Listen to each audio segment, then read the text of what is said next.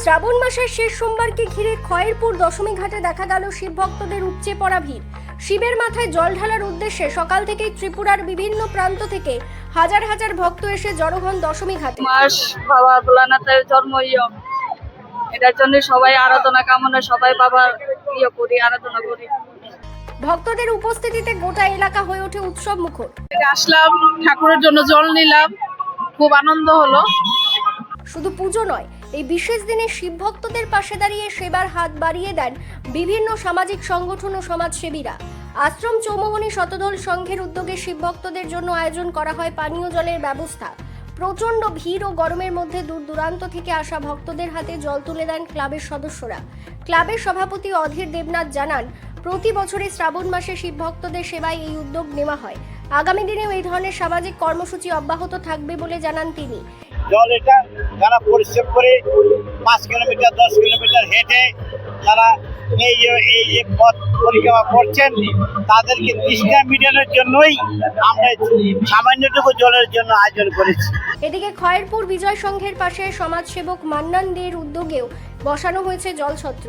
দশমী ঘাটের উদ্দেশ্যে যাওয়া শিব ভক্তদের পানীয় জল দেওয়ার পাশাপাশি ঘি ও ধূপকাঠিও বিতরণ করতে দেখা যায় আয়োজকদের দাবি, প্রতি বছরই শিব ভক্তদের সেবায় এই কর্মসূচি নেওয়া হয়। ধর্মীয় অনুষ্ঠানের পাশাপাশি মানুষের পাশে দাঁড়িয়ে সেবা করার এই উদ্যোগ আগামী দিনেও অব্যাহত থাকবে।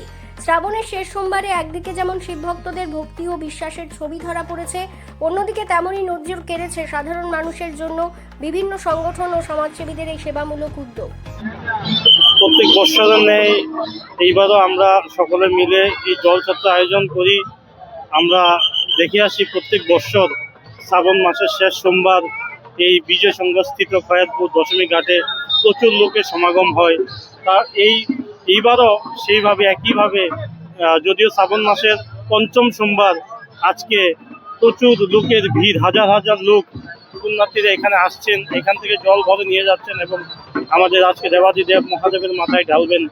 সেই উৎসবকে আমরা সেই উৎসবের পুণ্যার্থীদের সহযোগিতায় বা সহায়তায় সামান্য জলের আয়োজন এবং আমাদের সকল যুবকরা মিলে এই আয়োজন করি। আশা করি আগামী বছরও আগামী দিনগুলোতে আমরা এইভাবে পাশে থাকার চেষ্টা করব।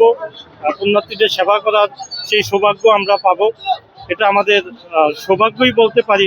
এরকম একটা দিনে পুণ্যার্থীদের জল খাওয়ানো মানে একটা সৌভাগ্যের ব্যাপার। নার্সিং বা প্যারামেডিক্যাল কোর্সের জন্য কি আপনারা অন্য কোনো রাজ্যে যাওয়ার কথা ভাবছেন? বাড়ি থেকে দূরে থাকা, খরচ বেশি হওয়া আর নতুন পরিবেশে মানিয়ে নেওয়ার জন্য ঝামেলা, কেন এসবের মধ্যে যাবেন? এখন ত্রিপুরাতেই আপনাদের জন্য রয়েছে একটি দারুণ সুযোগ। আমি বলছি বিনায়কা ইনস্টিটিউট অফ হেলথ সায়েন্সেস এর জন্য, যেখানে অ্যাডমিশন প্রসেস শুরু হয়ে গেছে। জিএনএম, বিএসসি নার্সিং, বিএমএনএস আর বিএমএরাইট এর মতো ক্যারিয়ার ওরিয়েন্টেড কোর্সেস এর জন্য অ্যাডমিশনস আরও। সবচেয়ে বড় সুবিধা হলো এই ইনস্টিটিউটটি ত্রিপুরা ইউনিভার্সিটির সাথে অ্যাফিলিয়েটেড, যার জন্য আপনারা কোয়ালিটি আর রেকগনাইজড এডুকেশন পেয়ে যাবেন। The best part of this institution is no donation, no broker. আপনারা নিজেই বিনায়ক ইনস্টিটিউট অফ হেলথ সায়েন্সেসে এসে নিজের অ্যাডমিশন করিয়ে নিতে পারবেন। যদি আপনাদেরও স্বপ্ন হয় হেলথ কেয়ার সেক্টরে একটি সাকসেসফুল ক্যারিয়ার গড়ে তোলা, তাহলে এই সুযোগটি হাতছাড়া করবেন না।